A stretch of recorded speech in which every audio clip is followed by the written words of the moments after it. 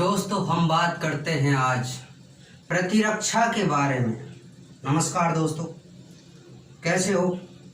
इस विकट परिस्थिति में बहुत समय खराब चल रहा है, महामारी चल रही है, तो उसमें आज लेके आए हैं किसके बारे में? प्रतिरक्षा पढ़ाएंगे। क्या पढ़ाएंगे? प्रतिरक्षा। प्रतिरक्षा क्या होती है? रोगों से लड़ने की क्षमता। क्या होती है? हमारे शरीर में प्रतिरक्षा होती है। ये प्रतिरक्षा के हम क्या बताएंगे आज? प्रकार बताएंगे। क्या बताएंगे? प्रतिरक्षा दो प्रकार की होती है।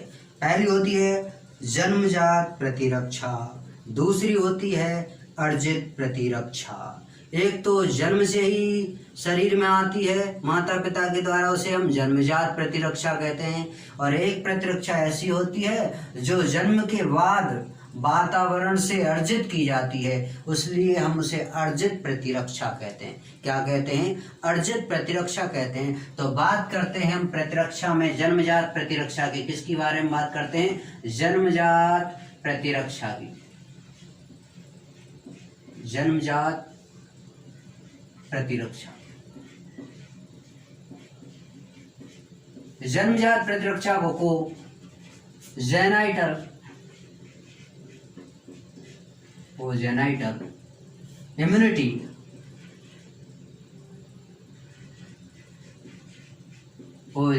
इम्यूनिटी या इन्नेट इम्यूनिटी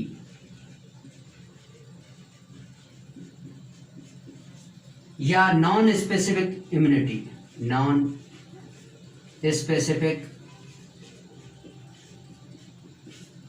इम्यूनिटी।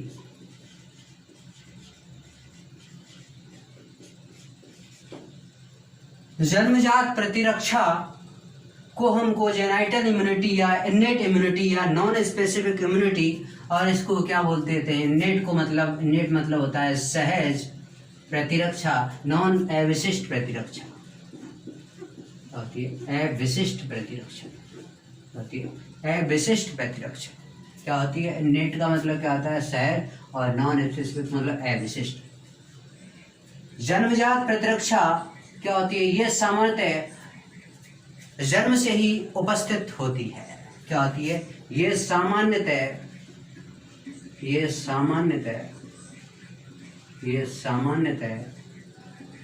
जन्म से ही उपस्थित होती है।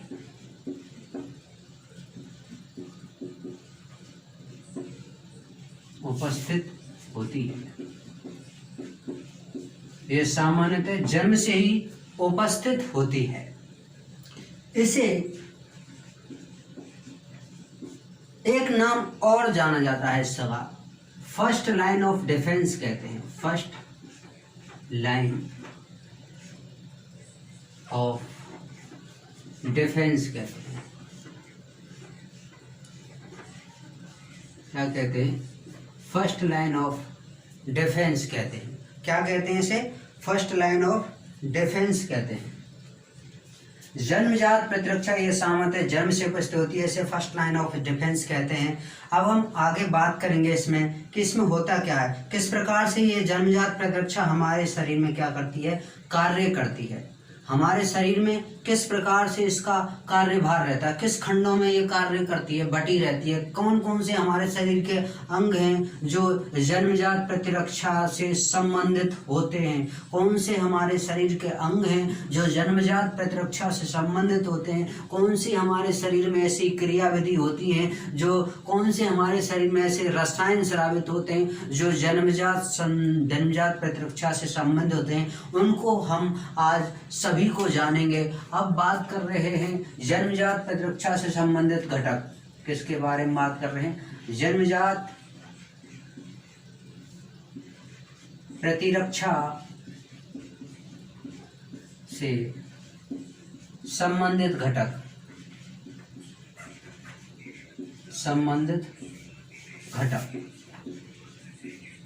निम्न। जन्मजात प्रतिरक्षा से संबंधित घटक निम्न। पहला होता है संरचनात्मक घटक। संरचनात्मक या शारीरिक घटक।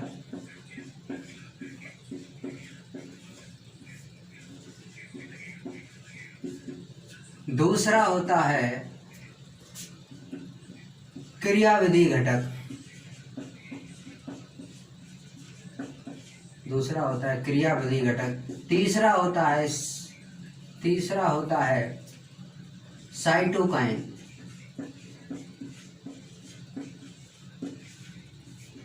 चौथा होता है प्रधा प्रक्रिया।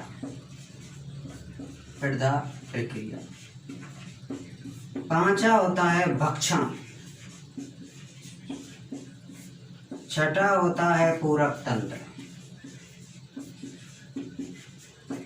जीवों में जन्मजात प्रतिरक्षा किस रूप में आती है, किस प्रकार से प्रतिरक्षा होती है, संरचनात्मक या शारीरिक घटक से क्या मिलती है, हमें सुरक्षा मिलती है, रोगों से लड़ने की शक्ति। क्रियाविधियां होती हैं हमारे शरीर में बहुत प्रकार की, हम बताएंगे उन्हें आगे चल के।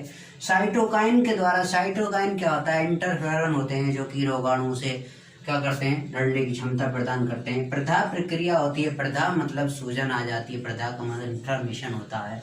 आगे बात करते हैं भक्षण, नष्ट करने का, खाने का कार्य करती है, भक्षण करने का। पूरक तंत्र क्या करता है, सहायता करता है। तो ये 6 घटक ऐसे हैं जो कि जन्मजात प्रतिरक्षा से संबंधित हैं। तो जन्मजात प्रतिरक्षा में हम सर्वप्रथम क्या लेंगे, पहला घटक लेंगे। क्या लेंगे, पहला घटक लेंगे संरचनात्मक घटक। क्या लेंगे, पहला घटक लेंगे। क्या लेंगे,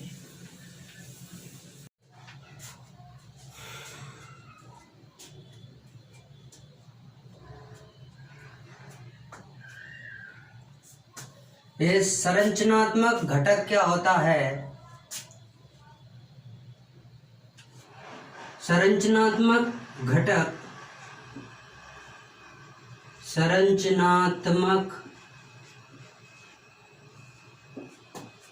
घटक रोग कारकों के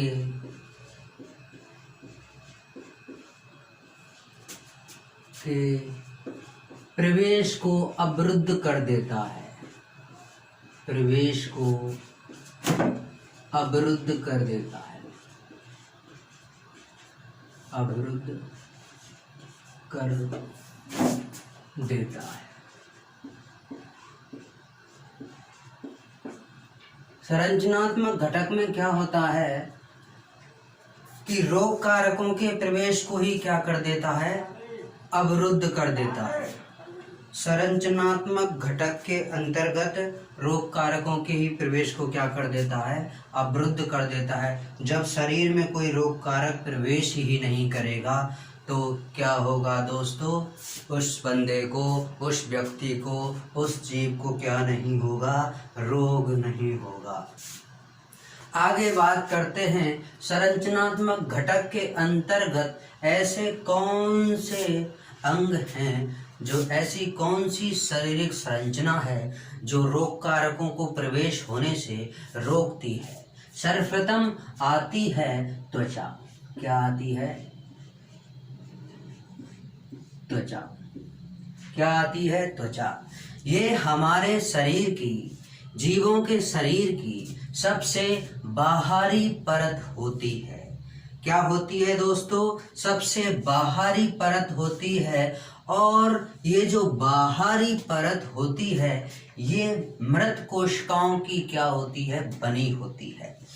स्ट्रेटम कॉर्नियम मृत कोशिकाओं की हमारी जो बाहरी त्वचा होती है ये बनी होती है, और इस कारण से इसमें रोग कारक प्रवेश नहीं कर पाते। तो दोस्तों देखिए,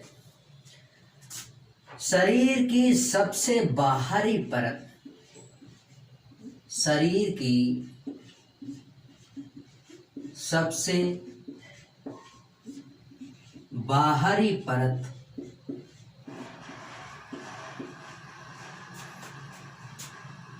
स्ट्रेटम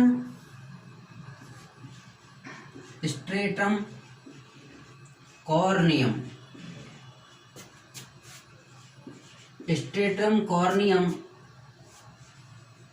मृत कोशिकाओं की बनी होती है, मृत कोशिकाओं की बनी होती है, मृत कोशिकाओं की। शरीर की सबसे बाहरी परत स्ट्रेटम कॉर्नियम मृत कोशिकाओं की बनी होती है।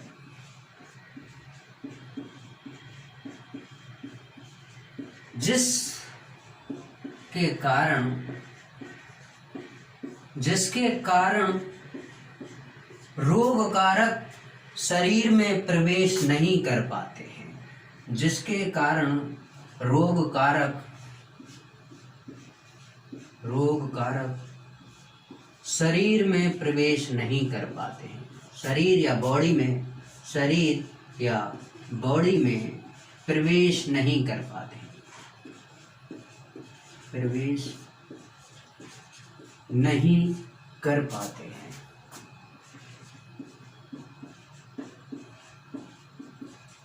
क्या हो गया दोस्तों?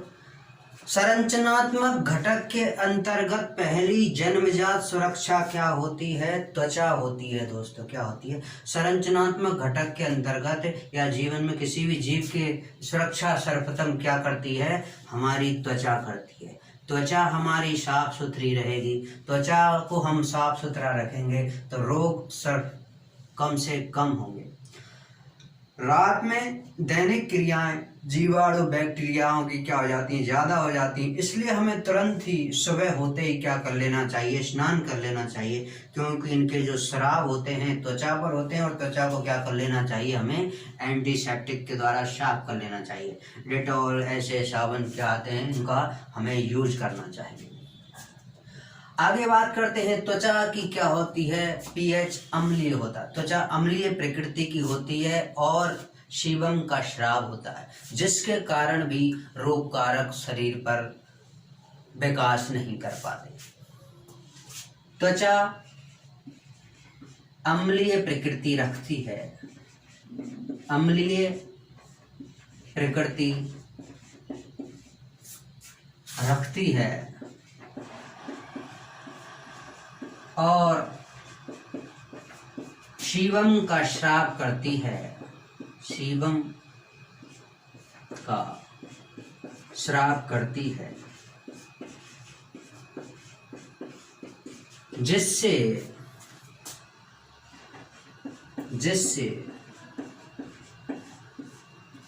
जीवाणुओं की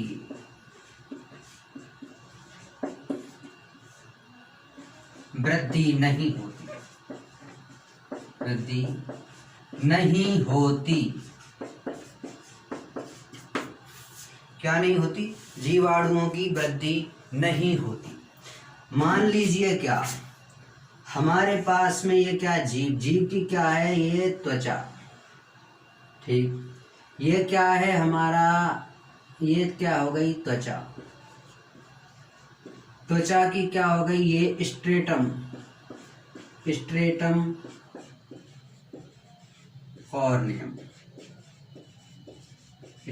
कॉर्नियम मृत सेल्स।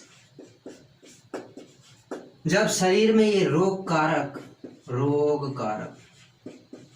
जब शरीर में रोग कारक क्या होगा? ये प्रवेश होगा इसमें त्वचा पर प्रवेश होगा तो ये मृत कोशिकाओं के कारण क्या ये अंदर प्रवेश नहीं कर पाएगा और क्या नहीं होगा? रोग नहीं होगा। क्या नहीं होगा? रोग नहीं होगा।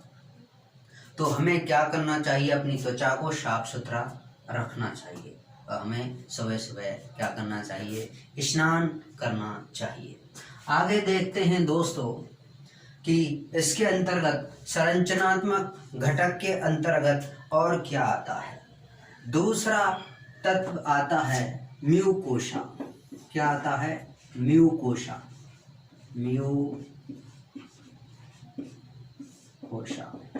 शरीर के कुछ ऐसे भाग हैं जैसे कि श्वसन मार्ग, भोजन मार्ग। श्वसन मार्ग और भोजन मार्ग में म्यूकस झिल्ली का क्या होता है? आवरण पाया जाता है और म्यूकस झिल्ली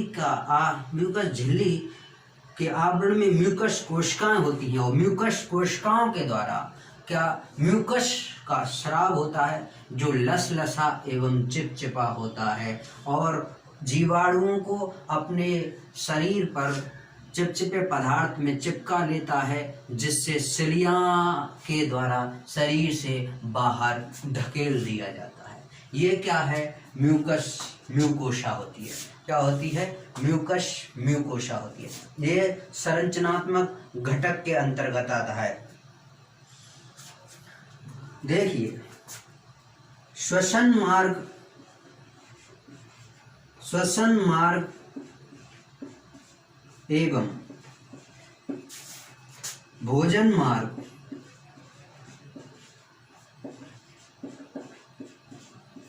की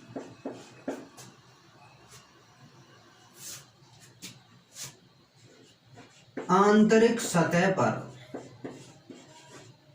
आंतरिक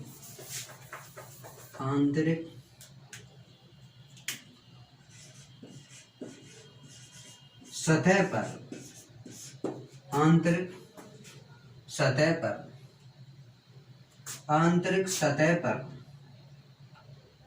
म्यूकस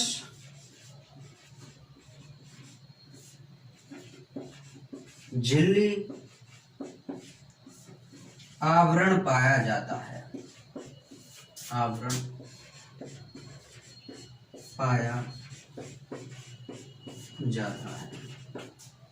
जो निम्न घटक से बना होता है।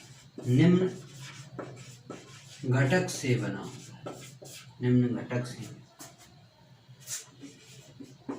होता है। देखिए, पहला होता है म्यूकस कोशिकाएं। म्यूकस कोशिकाएं। दूसरा होता है सिलिया।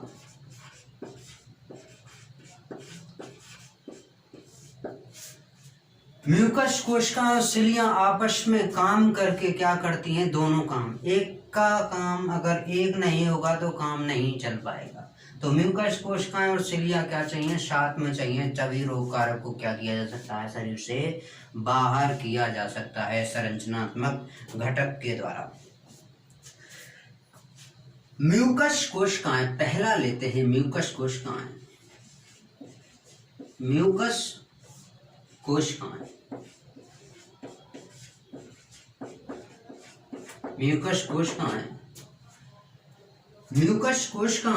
म्यूकस का स्राव करती हैं। म्यूकस का स्राव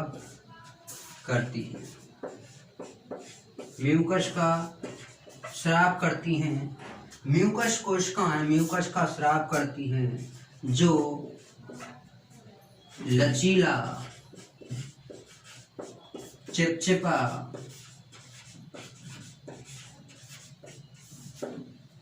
पदार्थ होता है।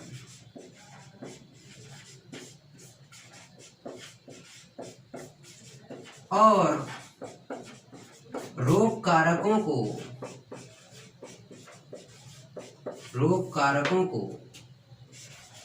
अपने ऊपर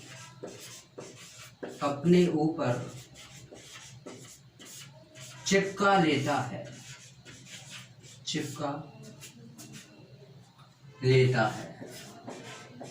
अपने ऊपर चिपका लेता है और सिलिया के द्वारा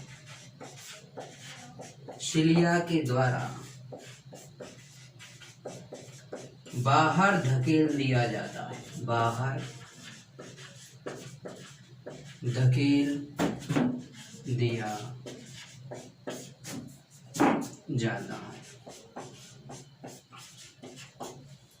क्या बात कर रहे थे हम दोस्तों? हम म्यूकोशा की बात कर रहे थे। सिंपल सी बात है, संरचनात्मक घटक के अंतर्गत कौन आता है? म्यूकोशा आता है। म्यूकोशा में भी दो चीजें पाई जाती हैं, म्यूकस कोशिकाएं और सिलिया। म्यूकस कोशिकाओं के द्वारा म्यूकस का स्राव होता है, जो लसलसा चिपचिपा पदार्थ होता है, और ये अपने ऊपर रोग कारकों को चिपका लेता है, अपने ऊपर स्थान देता है। और सिलिया का कार्य होता है, सिलिया होते हैं जैसे कि ये सिलिया होते हैं, ये इनको क्या कर देता है? शरीर से बाहर निकालने का क्या करता है, कार्य करता है। आगे बात करते हैं दोस्तों हम क्रियाविधि से संबंधित घटक। किससे बात करते हैं? क्रिया से संबंधित घटक। थोड़ा ऐसे हम साफ कर लेते हैं। क्रिया से संबंधित घटक के बारे में आगे बात करेंगे। पहला हमारा संरचनात्मक घटक कंप्लीट हो चुका है, जिसमें हमने त्वचा के बारे में और म्यूकोशा के बारे में क्या की है, बात की है। क्या की है? म्यूकोशा के बारे में बात की है। इसमें सर्वप्रथम इम्पोर्टेंट था कि हमारे शरीर की बाहरी परत है, सबसे पहले हमें क्या प्रदान करती है? सुरक्षा प्रदान करती है। रोग कारकों से शरीर की सबसे पहली सुरक्षा कौन सी होती है? शारीरिक सुरक्षा होती है, वो भी त्वचा के द्वारा होती है। आगे बात करते हैं क्रियाविधि घटक। किसकी बात करते हैं? क्रियाविधि घटक।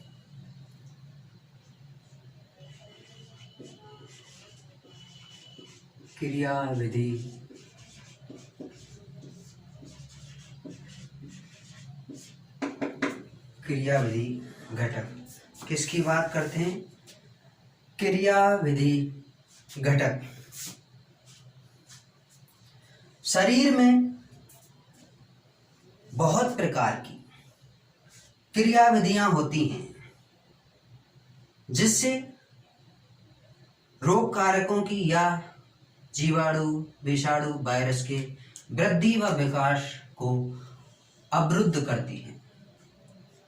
क्या करती हैं? अवरुद्ध करती हैं। शरीर की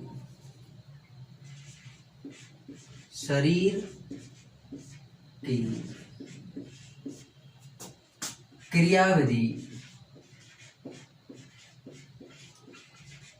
शरीर की क्रियाविधि जो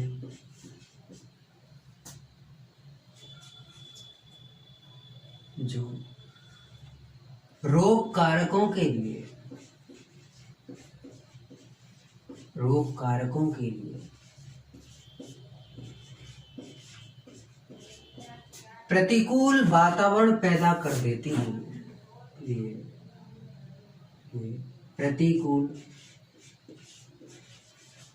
प्रतिकूल वातावरण पैदा करती हैं,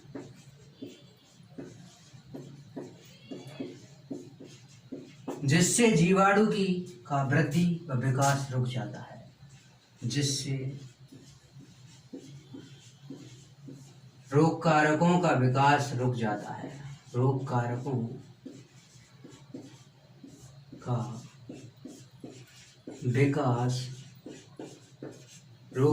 का विकास रुक जाता है।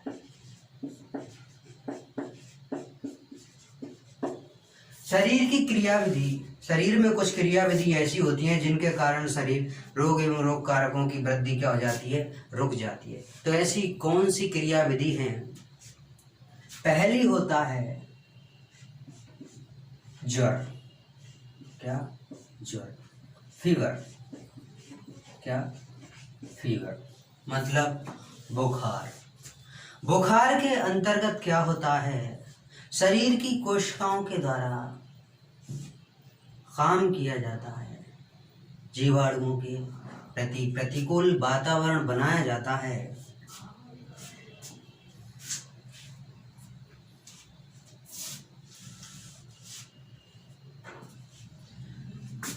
शरीर का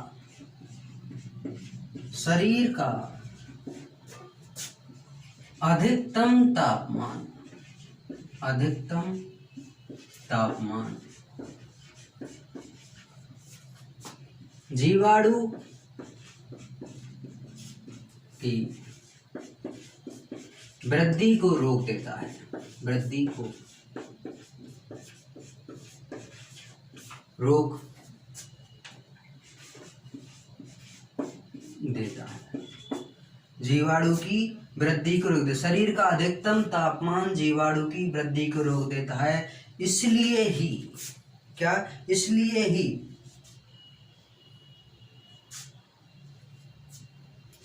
इस प्रकार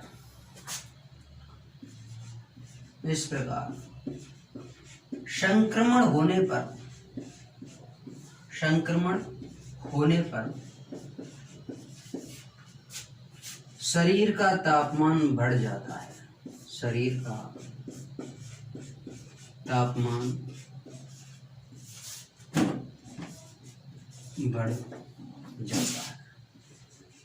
शरीर का तापमान बढ़ जाता है।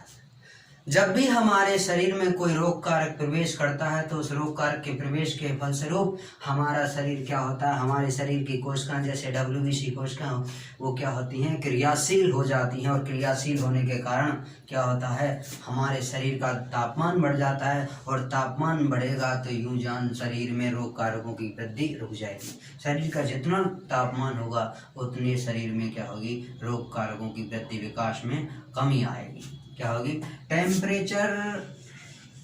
टेम्परेचर बढ़ा और जीवाणुओं की वृद्धि विकास में क्या आएगी, कमी आएगी। वृद्धि व विकास में क्या आएगी, जीवाणुओं की में या रोग कारकों के कमी आएगी। क्या आएगी, कमी आएगी। दोस्तों आगे चलते हैं। दोस्तों क्या चलते हैं, आगे चलते हैं। ये तो हो गया बुखार के बारे में। आगे चलते हैं। दूसरा होता है क्रियाविधि घटक के अंतर्गत pH। हमारे शरीर के कुछ ऐसे अंग होते हैं, भाग होते हैं जिनका pH अम्लीय होता है और अम्लीय होने के कारण जीवाणुओं की वृद्धि व विकास को क्या कर देते हैं, संदमित कर देते हैं। कौन कौन से होते हैं, शरीर के कुछ भागों की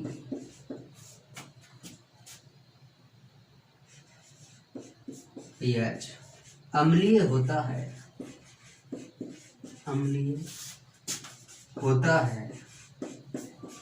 शरीर के कुछ भागों का pH अम्लीय होता है। जैसे आमाशय, योनि मार्ग आदि। शरीर के कुछ भागों का pH अम्लीय होता है जैसे आमाशय, योनि मार्ग आदि। और आमाशय में क्या होता है, HCl अम्ल होता है, हाइड्रोक्लोरिक अम्ल, जो कि जीवाणुओं की वृद्धि व विकास को क्या कर देते हैं, कम कर देते हैं। और ये रोग कारकों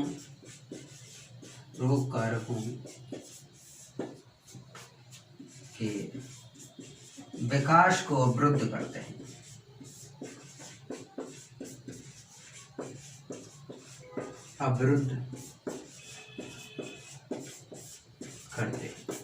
रोग कारकों के विकास को क्या करते हैं दोस्तों, अवरुद्ध करते हैं। कौन, pH किस किस में पाया जाता है, आमाशय और योनि में।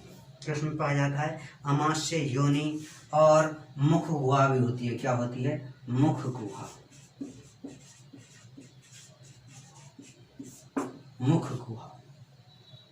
आगे बात करते हैं। तीसरा पॉइंट आता है इसमें क्रियाविधि घटक के अंतर्गत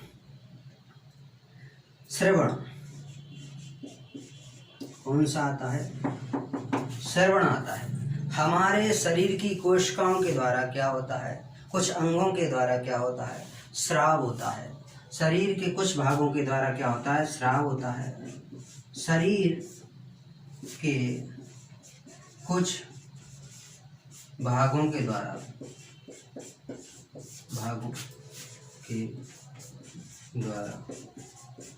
स्राव होता है, जो रोग कारकों की वृद्धि को कम करता है। जो रोग कारकों को नष्ट करता है। क्या करता है? नष्ट करता है।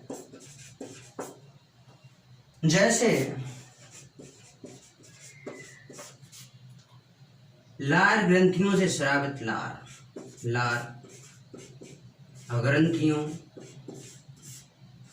ग्रंथियों का स्राव, लार व आंसू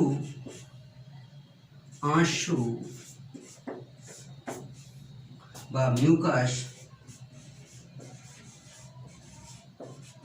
म्यूकस इनमें, और इनके अंतर्गत इनमें लाइसोजाइम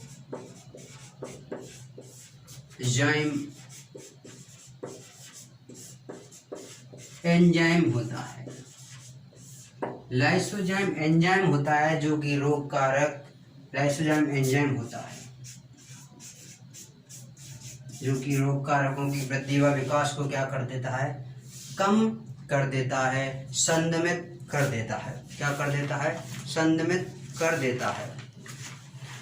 आगे बात करते हैं हम बात कर रहे थे क्रियाविधि की घटक की। शरीर की क्रियाविधि जो रोग कारकों के लिए प्रतिकूल वातावरण पैदा कर देती है, जिससे रोग कारकों का विकास रुक जाता है। आगे बात करते हैं द्वर। शरीर का जितना टेम्परेचर तापमान अधिक होगा उतना ही रोग कारकों की वृद्धि व विकास में क्या आएगी? कमी आएगी। पीएच के बारे में बात करते हैं। शरीर के कुछ भाग होते हैं जिनका पीएच अम्लीय होता है, और अम्लीय पीएच होने के कारण रोग कारकों की वृद्धि व विकास में क्या आएगी? कमी आ जाए होगी या नष्ट होंगे। और श्रवण क्या होता है? शरीर के कुछ भाग ऐसे होते हैं जैसे आंखें होती हैं, लार होती है, लार होती है, और हमारा म्यूकस होता है। उसमें क्या होता है? लाइसोजाइम एंजाइम होता है जो कि रोग कारकों की वृद्धि व विकास को क्या कर देता है? अवरुद्ध कर देता है। आगे चलते हैं दोस्तों।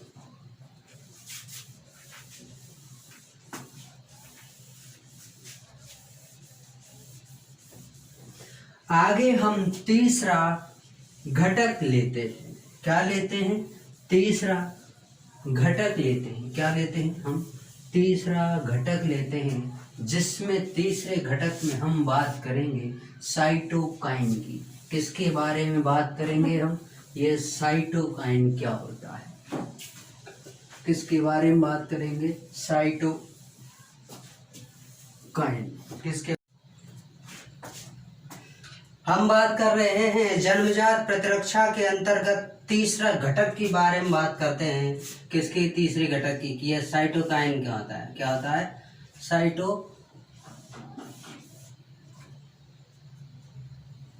किसके बारे में बात कर रहे हैं? साइटोकाइन के बारे में। किसके बारे में बात कर रहे हैं? साइटोकाइन के बारे में।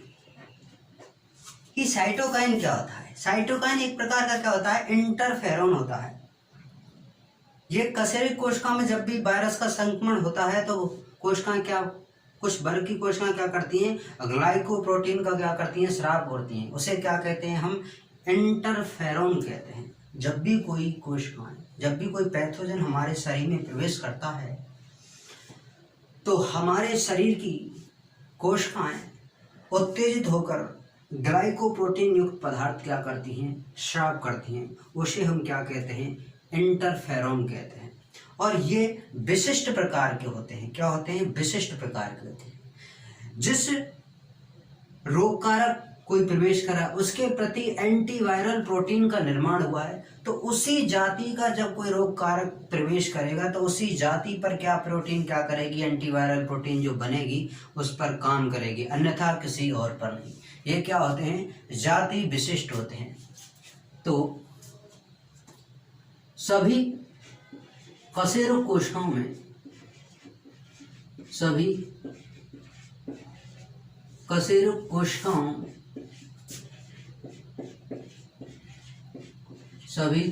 कोशिकाओं में वायरस के संक्रमण के कारण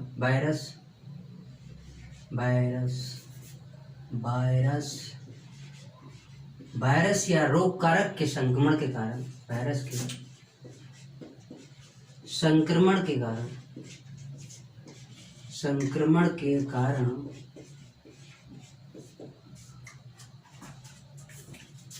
एक वर्ग की कोशिकाएं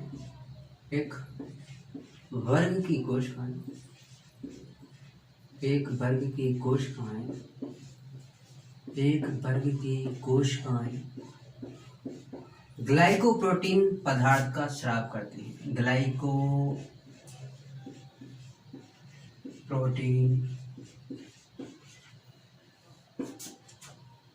पदार्थ का स्राव करती है। ग्लाइकोप्रोटीन पदार्थ का स्राव करती है। ग्लाइकोप्रोटीन पदार्थ का स्राव करती हैं,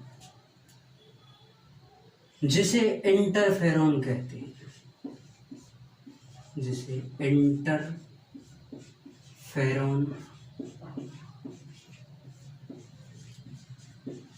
हैं।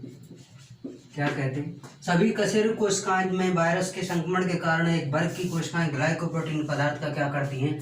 स्राव करती हैं। ये जातीय विशिष्ट होते हैं। क्या होते हैं?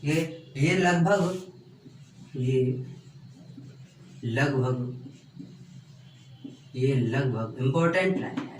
ये लगभग 2 से 70 अमीनो अम्ल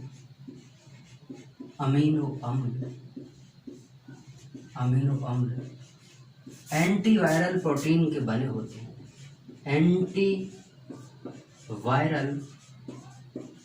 एंटीवायरल या वायरस प्रोटीन से बने होते हैं।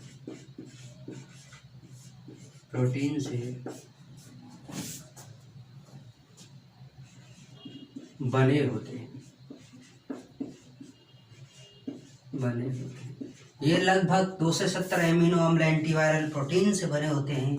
ये जातीय विशिष्ट होते हैं।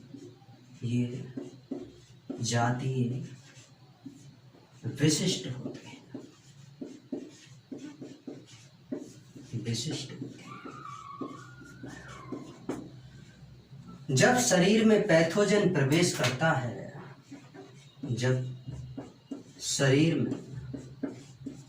जब शरीर में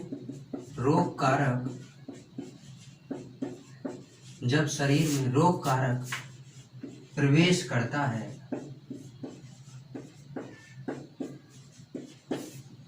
तो TIP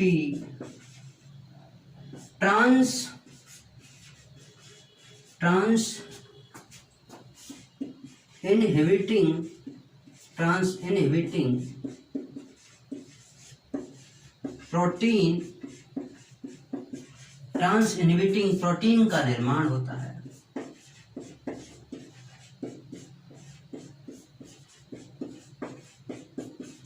ये प्रोटीन कौन सी? TIP trans inhibiting protein. ये प्रोटीन आसपास की जीवाणु से संक्रमित कोशिकाओं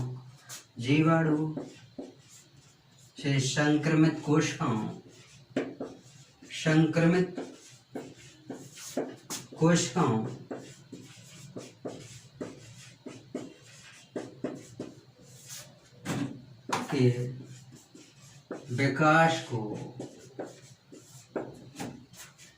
अवरुद्ध कर देती है।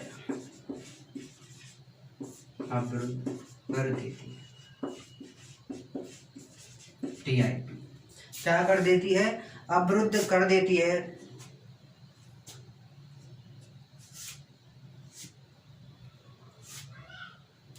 और संक्रमण फैलने से रुक जाता है।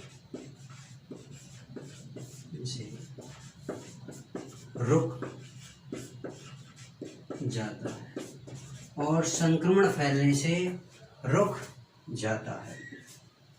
क्या हो जाता है? संक्रमण फैलने से रुक जाता है। इंटरफेरोन के प्रकार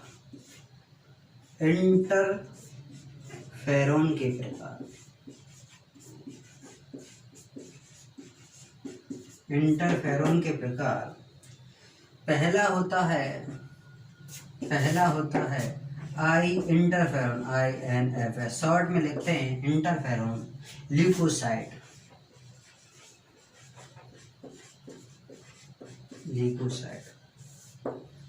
दूसरा होता है INFS इंटरफेरोन्स फाइब्रोब्लास्ट।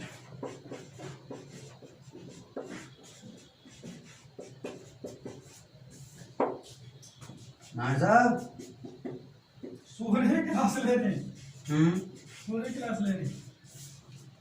आ जाओ तो जाऊंगा जब खोलोगे तब हैं। हाँ है क्लास। कहाँ जा रहे?